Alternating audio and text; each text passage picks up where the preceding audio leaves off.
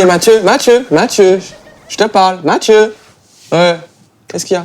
Tu peux pas me laisser 5 minutes tranquille, là? Je te passe ma tablette, joue avec.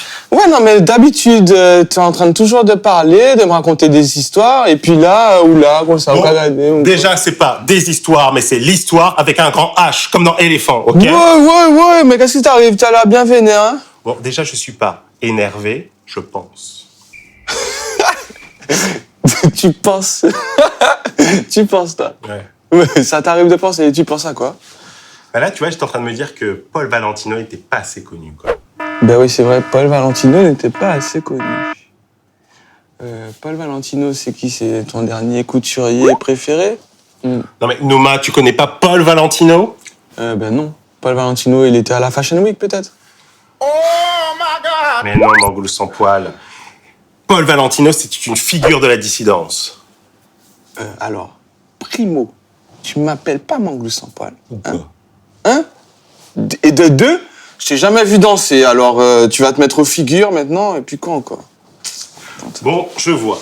Je vais te donner un peu de contexte, ok? Nous sommes en 1940, en Europe, et c'est la guerre. Mais pas chez nous, on est tranquille, au soleil, au calme. Pas vraiment, Nouma. La République nomme des administrateurs aux Antilles. L'amiral Georges Robert, haut commissaire de la Guadeloupe, Martinique, Guyane, est en place depuis septembre 1939. Il réside en Martinique. L'inspecteur des colonies, puis gouverneur Constant Saurin, arrive en Guadeloupe le 30 avril 1940. Ah, Saurin, ça lui dit un temps Saurin, ben oui. Bah, tu vois que t'en as entendu parler. Ben oui, dure époque. Les Guadeloupéens sont obligés de faire bouillir de l'eau de mer pour avoir du sel, rien à manger, pas de viande, pas d'allumettes, et je te parle même pas du chocolat. Non mais toi, tu penses qu'à ça. Je te rappelle qu'on est en guerre. Mai-juin, l'Allemagne envahit la France. Ces restrictions partout. La Guadeloupe subit un blocus. Mais on va s'en sortir quand même. En fait, dès juillet 1940, le maréchal Pétain abolit la République, institue l'État français et applique le programme de la Révolution nationale depuis Vichy, d'où le nom du régime de Vichy. Bon alors déjà qu'on n'a pas à manger, mais en plus tu veux nous mettre au régime avec de l'eau, quoi.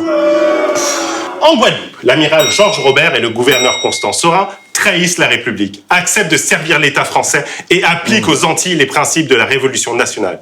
C'est-à-dire démission d'office des élus, nouvelle hymne nationale, nouvelle devise. Mais genre on n'est plus français en fait.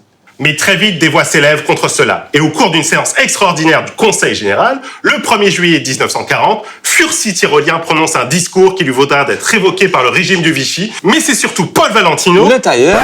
le conseiller général du canton de Pointe-à-Pitre, le gosier, les abîmes, Morna à l'eau et le chef de file de la CFIO, Mais il y a vraiment de l'eau dans tes histoires. est arrêté le 25 juillet 1940 pour un discours prononcé le 21 juillet à l'occasion de la fête de Schellcher.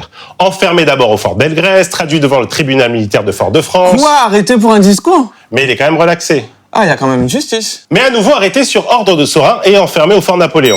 Au Sainte, il y avait certainement des tourments d'amour. Donc Mais non, pas des tourments d'amour, Nouma.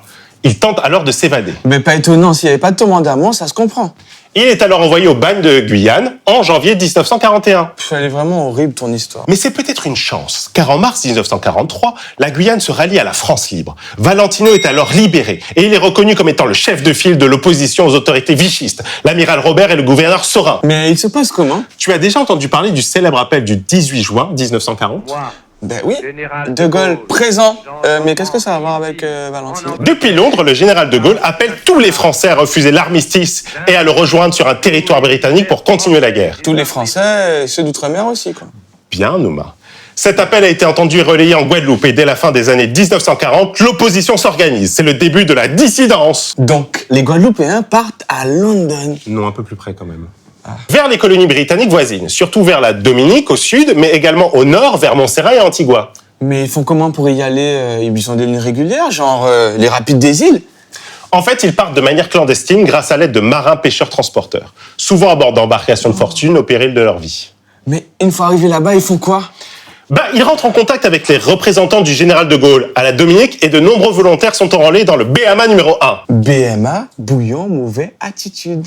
Bataillon de marche des Antilles numéro 1.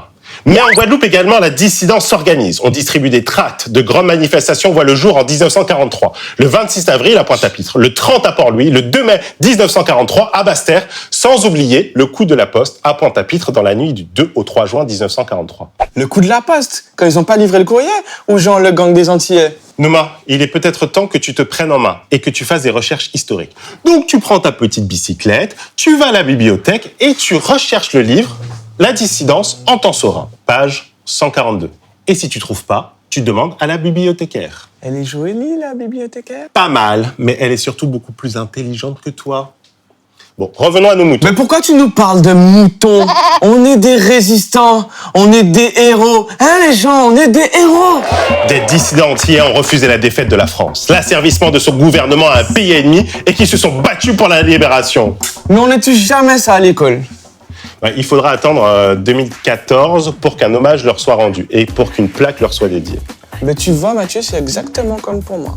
Ah ouais? Tu vois, pour tout ce que j'ai fait pour la Guadeloupe, hein, les recettes de Dunkit, sans gluten, sans eau et sans farine, eh ben, ça, personne n'en parle. Toi, tu veux Aucune stèle, aucune plaque commémorative, rien. tu veux toujours mélanger coco et abricots, toi. Ouais, ben oui.